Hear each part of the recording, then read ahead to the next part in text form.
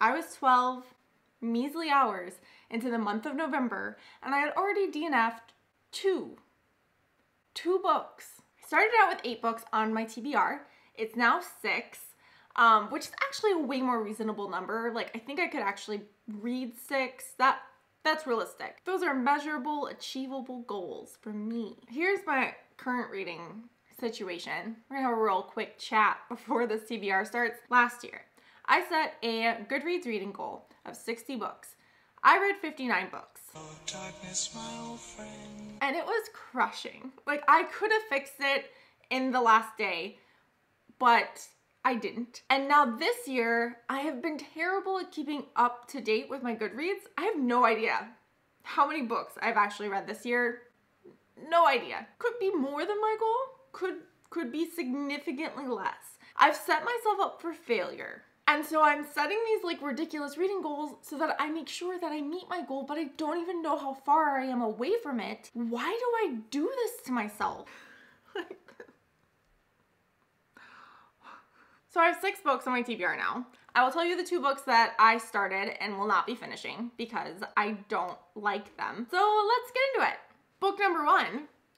It even has a number 1 sticker on it. It's number 1. That's okay. The Glass Castle by Jeanette Walls. I am buddy reading this with Jade at Bedtime Bookworm, and it is my nonfiction November pick. This book follows the life of Jeanette Walls. It's a memoir, and I've read it before, but I remember absolutely nothing about it. That's a little, okay, I remember some things, themes, not plot points. She had a unique upbringing. Her parents are definitely eccentric. I don't think it's quite like Running with Scissors level of eccentricity. Like, she didn't go to school. She and her brothers and sisters, I don't think they went to school like in a traditional way.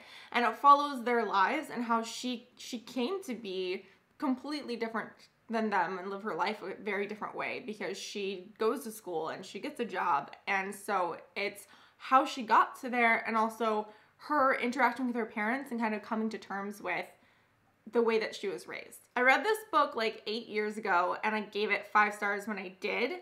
Thank you, Goodreads, for keeping track of that for me. And I feel like I don't think I've changed that much as a reader that this book isn't going to be 5 stars again. I think I'm going to love this book again and I'm really excited to revisit it. Now let's talk about a book I've already DNF'd, and that is Bridge of Clay by Marcus Zusak. I was so excited for this book. I added it to my waitlist, hold list at the library, like as soon as it was available to do that. The back of it says, it's brilliant. It's the kind of book that can be life-changing. I got 50 pages into this book, which I realize is not a lot. And maybe I didn't give it a fair shot. So comment down below if you have read more or all. God bless you if you made it through all of this book. And I'm gonna put it down. I really enjoyed The Book Thief. I was so excited. So The Book Thief is told from the perspective of death, like the Grim Reaper. And it was really unique and it worked. I know not everyone liked it, but I think that it worked really, really well. I think it told the story in a really interesting and unique way. Even though it at times probably made it a little bit more difficult to read, I think it worked. This book, I don't know whose perspective, like, it's so weird and hard to explain. Like, this book has the weirdest narrative structure. I could not follow it. I don't even really know what happened in the 50 pages that I read. Like, nothing happened. And it was so frustrating trying to read it. And I'm definitely not the only one. Like, thank God for Goodreads again for saving my ass and showing me that like I'm not alone in this and other people are struggling to read this book too. I gave up after 50 pages. Ain't nobody got time for this. I'm not doing this. You can't fire me. I quit. Like I was done. It's supposed to be about a family. It's supposed to be about these brothers and then their dad comes back into their lives. And I just knew if I kept reading, it was just gonna be more of this weird convoluted narrative and I just, no. So that was a disappointing fail. But it was okay because after that, I picked up Pieces of Her by Karen Slaughter and I'm really enjoying this. I loved The Good Daughter by Karen Slaughter and Pieces of Her is already turning out to be a very good read. I am only 72 pages into this book, but it has already been a wild ride. It follows a woman named Andrea. I'm gonna just glare it out of you guys to like keep it so it doesn't glare. It's about, this feels silly. Pieces of Her is about a woman named Andrea. Andrea lives with her mom. Her parents are divorced, I believe. She lives with her mom. She's been living with her since her mom was diagnosed with cancer years ago. She's in her early 30s, Andrea is. She feels a little stunted living there still, but she's also kind of gotten comfortable with it. One day, her and her mom go to a cafe, and while they are there, a gunman comes into that cafe, shoots several people, and in the midst of that, Andrea's mom, like a ninja, takes the gun, grabs the knife that the gunman has as well, and like turns it around and like stabs him with it. Like, it was insane reading this. It was also insane for Andrea to see her mom doing that. And so at the hospital, like on her way to the hospital, her mom was like, don't tell anyone what I did at the cafe. And Andrea was like, what are you talking about? Like, this is insane. Her dad seems to kind of know something is going on, but doesn't have the full story. And then Andrea's mom tells her, like, you need to move out. I'll pay for it. I'll take care of you, but like, you need out of here. And Andrea is just at a complete loss as of where I am right now as to what in the hell is going on. I did get the book kind of spoiled for me in somebody else's review, which sucks. I'm still gonna read it, like I'm still gonna finish it. It's still a wild ride, and so I'm still excited for it, but don't spoil things. I'm also reading a mystery book. Brittany at Brittany Fiasco Reads, I will link her down below. She asked if I wanted to participate in a book swap. So we're doing that this month, so keep an eye out for that video. And I love the book that she sent me. I'm really enjoying it and probably gonna be one of my favorite reads this month, so yay. My other DNF for the month is 3 Things About Elsie by Joanna Cannon. I was very excited for this read. It was in my like top 10 fall books I'm excited to read list. I will link it above and below. I probably didn't give this book a fair shot either. I think I only got 30 pages into it. And it wasn't the writing style. Writing style was fine. It was that I could see a plot twist coming, and I'm not sure I was supposed to be able to see it that early. This book is about an 84-year-old woman named Florence and her best friend, Elsie. There's some sort of shared secret between Elsie and Florence.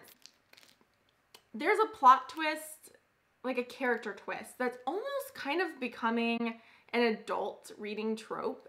And I've only seen it in 2 other books, but I am already kind of over it, and I could see it happening in this one, and I checked Goodreads and I was right, and I don't have any desire, I don't think. I feel like I should give this maybe the benefit of the doubt though and try and finish it, because even if that plot twist that I think is going to happen happens, it might be more about like the main character finding out than me finding out. Does that make sense? I don't want to give anything away. Although I can't imagine someone not seeing this coming. I don't know, I'm very torn. I'm a little torn about this. If you have read this book, comment down below. Don't leave any spoilers, or if you do, like just make sure there's enough spaces so that it's read more. But I was excited for this. It sounded like a really good book. There are good reviews, so I might end up picking this one back up, but for right now, it's a DNF. Next up though are 2 books that I am really excited about. The first one is A Darker Shade of Magic, which is a book I recently picked up on a like YA fantasy kick, although this isn't YA, this is adult, but fantasy kick. And I saw V.E. Schwab speak at Texas Book Fest. She was delightful and like so thoughtful about what she is writing, and it was one of those experiences where maybe you thought you weren't gonna like an author, but then you heard them talk about their writing and you're like simpatico, like you feel a connection. This is a well-loved book. Like people love this book, and so I'm super excited to read it. I can't even tell you what it's about. Like I know that there are multiple Londons. I know that it's like a fantasy situation. I'm not gonna try and explain it because I'll look like an idiot. One thing I know for sure though is I'm gonna have to have a sticky note like that tells me the different Londons, because I will get them confused for sure. I'm excited to see what all of the excitement and hype is about with this one, so yeah. And then my next book, I'm honestly kind of disappointed in myself. Like I can't believe I haven't picked this up yet. If you had told me when I found out that this book was coming that I would have had it on my shelf for a solid month and not read it, I would have called you a liar. There's no way, but it happened. An absolutely remarkable thing was my book of the month pick last month, and I still haven't read it yet. So it needs to get read, and it's happening this month. I love Hank Green. I love his videos and his point of view. I love his brother John Green as a writer, so I'm excited. This book follows a 23-year-old woman named April, and she and her friend like upload a video to YouTube kind of like on a whim, and then it becomes viral, and she is hired as a documentarian. I don't know too much more about the book than that, but I think it'll be really interesting to get like YouTube in a book by someone who is very familiar with YouTube, as Hank Green is. So I think that'll be neat to read, and I'm excited to pick this one up. Last but not least, on my Kindle, wherever she is, I'm going to be reading A Bear and the Nightingale, and it's a book that has been on my TBR list for a very long time. I'm kind of, you know, like when books have been on your TBR list for a long time, and it's not necessarily a book you're even that excited about, but it's just so like releasing and just like a wonderful feeling to get that book off of your TBR once it's been on there for as long as this one has. It feels great.